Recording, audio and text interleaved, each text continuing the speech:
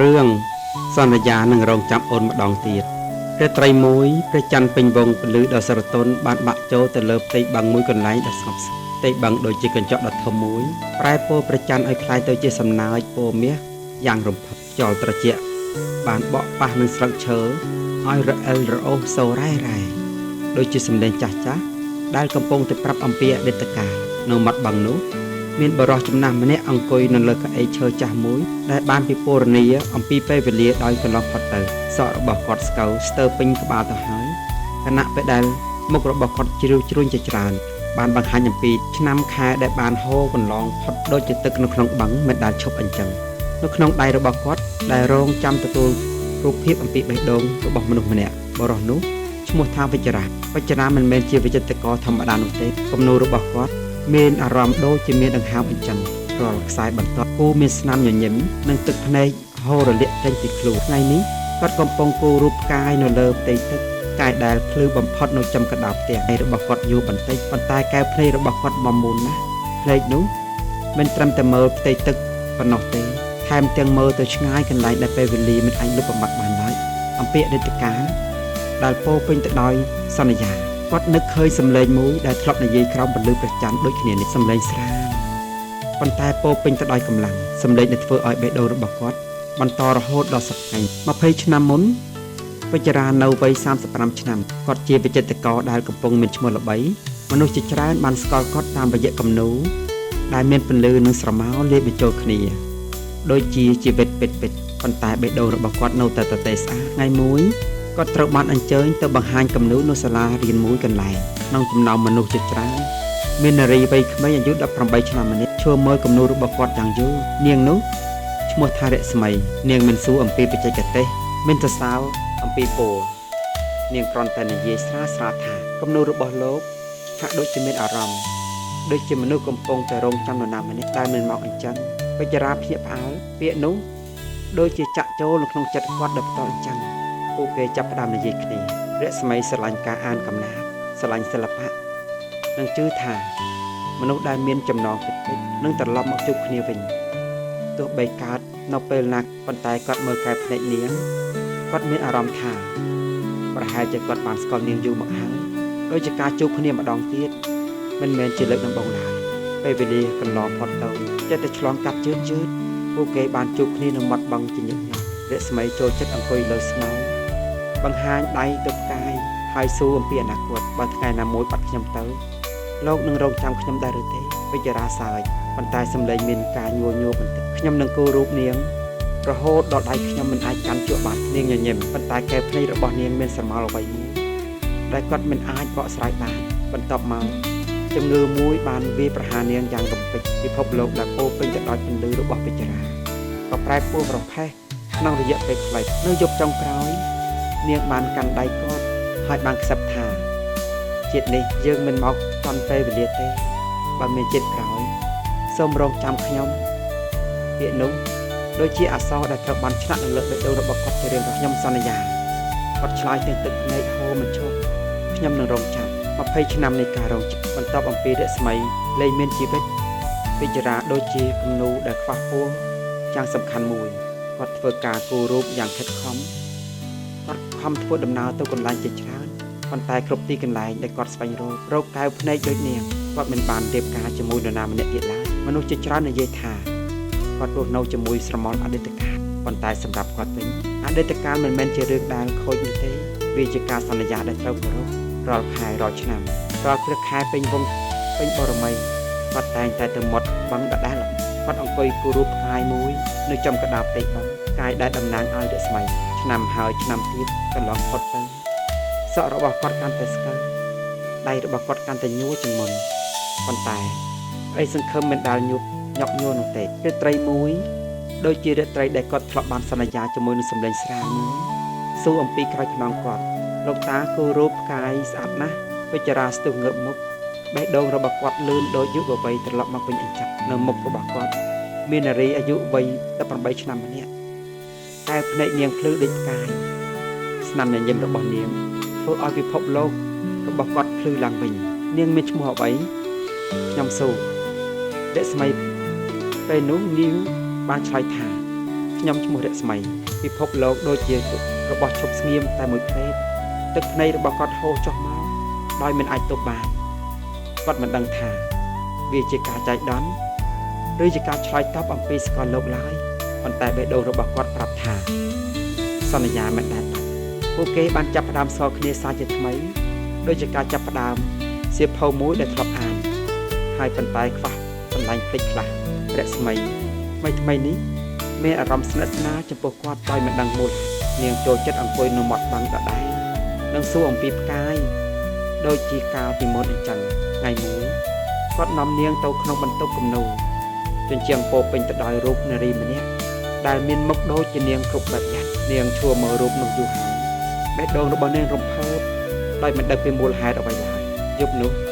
នាងសបិនឃើញខ្លួនឯងអង្គុយក្បែរបរិសម្នាក់ក្រោមពន្លឺព្រះច័ន្ទបរិសនោះកាន់ដៃរបស់នាងហើយនិយាយថាខ្ញុំនឹងរងចាំពេលនាងភ្ញាក់ឡើងទឹកភ្នែករបស់នាងហូរដោយមិនដឹងខ្លួននាងចាប់ផ្ដើមជឿថាប្រហែលជាប្រលឹងមិនមែនភ្លេចទេការសម្រេចចិត្តមិនមែនងាយឡើយមនុស្សនៅជុំវិញខ្លួននិយាយអំពីភាពខុសគ្នានៃអាយុប៉ុន្តែរស្មីមើលទៅវិចារាហើយឃើញមនុស្សដែលរងចាំនាងអស់មួយជីវិតបេះដូងរបស់នាងមិនគិតអំពីអាយុទេ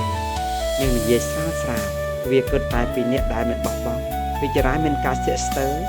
ព្រោះគាត់មិនចង់ឲ្យនាងនៅក្នុងស្រមោលអតីតកាលរបស់គាត់ឡើយប៉ុន្តែនាងជ្រើសរើសដោយសេរីភាពនិងការយល់ដឹងស្នេហារបស់ពួកគេមិនមែនកើតឡើងដោយភ្លាមនោះទេប៉ុន្តែកើតឡើងដោយការយល់ចិត្តនិងការគោរពដ៏ជ្រាលជ្រៅពិធីមង្គលការតូចមួយបានកើតឡើងប្រព្រឹត្តយ៉ាងនៅមាត់បឹងនោះក្រោមពន្លឺព្រះច័ន្ទកាយនៅលើមេឃភ្លឺដូចជាសាក់សីវិចារាពាក់ឈុតពណ៌សដើរយឺតប៉ុន្តែមានកម្លាំងចិត្តដ៏លើសលប់ជាងពេលណាទាំងអស់រស្មីដើរចូលមកដោយស្នាមញញឹមដែលធ្វើឲ្យគាត់មានអារម្មណ៍ថាពេលវេលាបានត្រឡប់មកក្រោយហើយខ្ញុំបានរងចាំអូនគាត់បានខ្សឹបលើកនេះខ្ញុំបាននៅក្បែរលោកនាងបានឆ្លើយ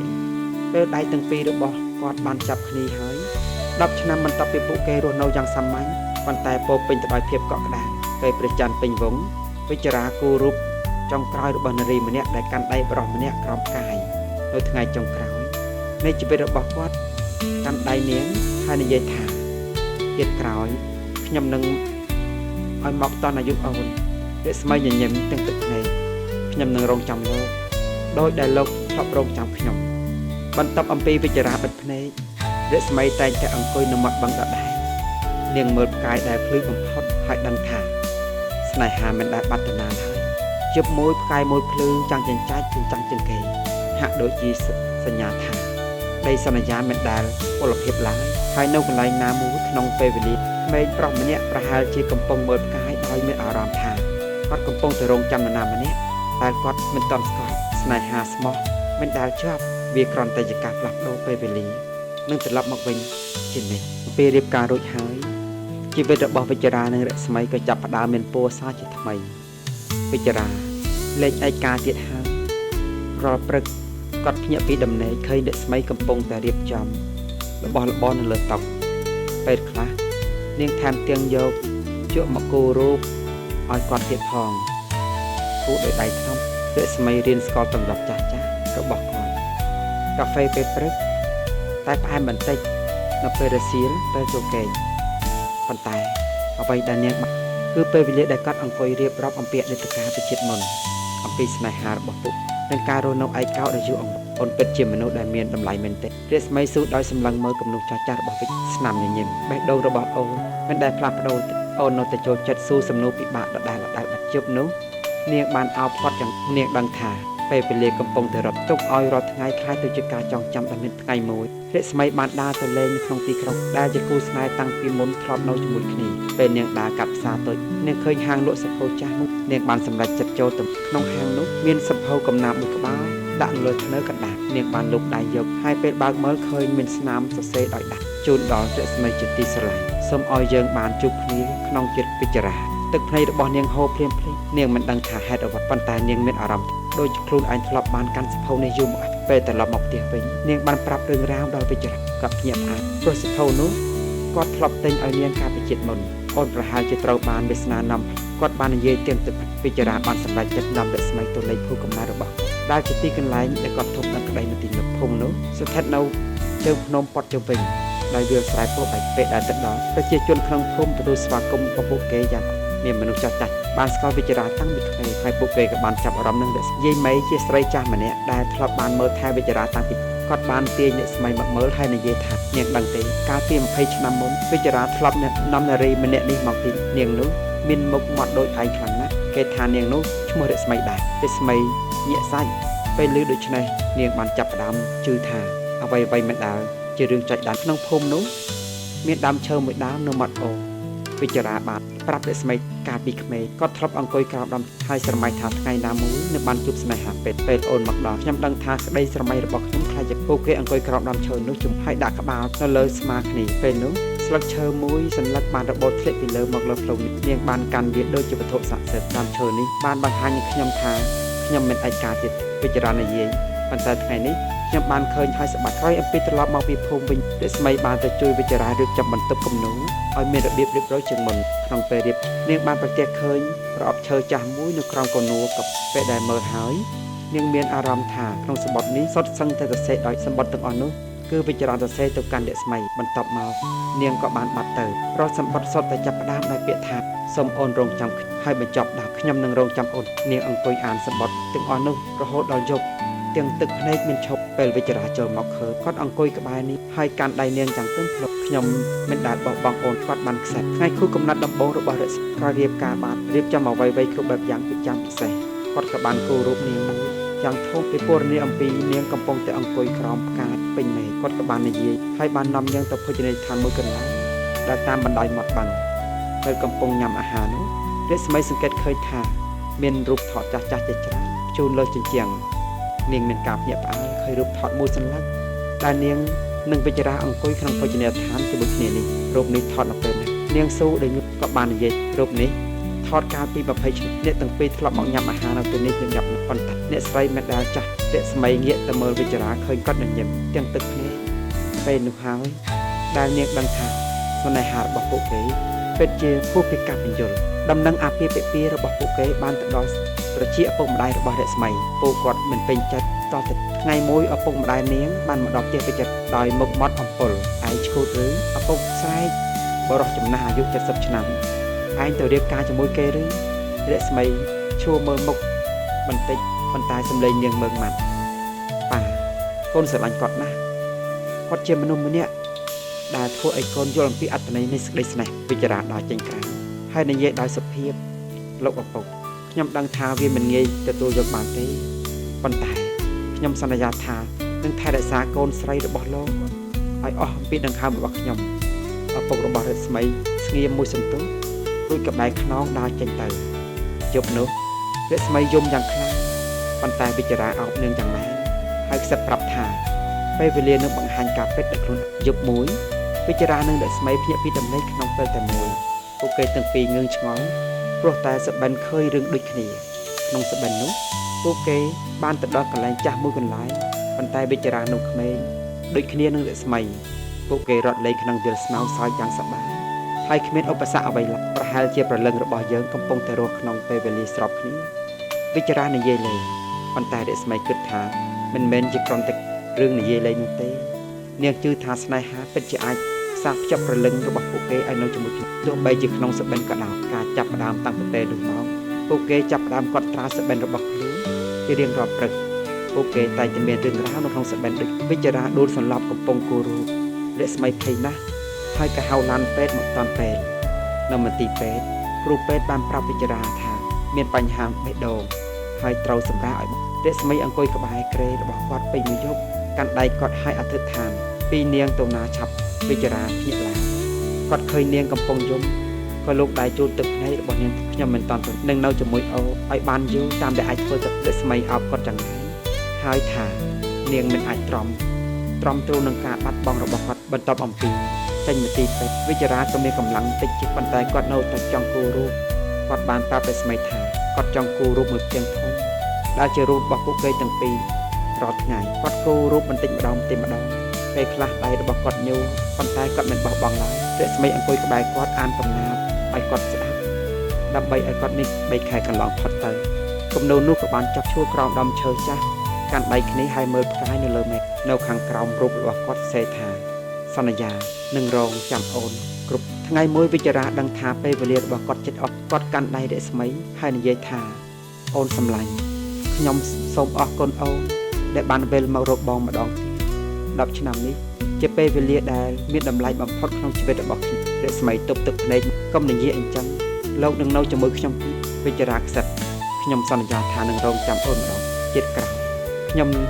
នឹងកើតមកឲ្យតនអាយុអូនយើងធំឡើងជាមួយហើយមានពេលវេលាច្រើនដើម្បីស្រឡាញ់រស្មីងក់ក្បាលទាំងទឹកភ្នែកហូរខ្ញុំនឹងរងចាំលោកដូចមិនថាជាតិមួយជាតិពីរជាតិរាប់ពាន់ជាតិក៏ដោយវិចារាញញឹម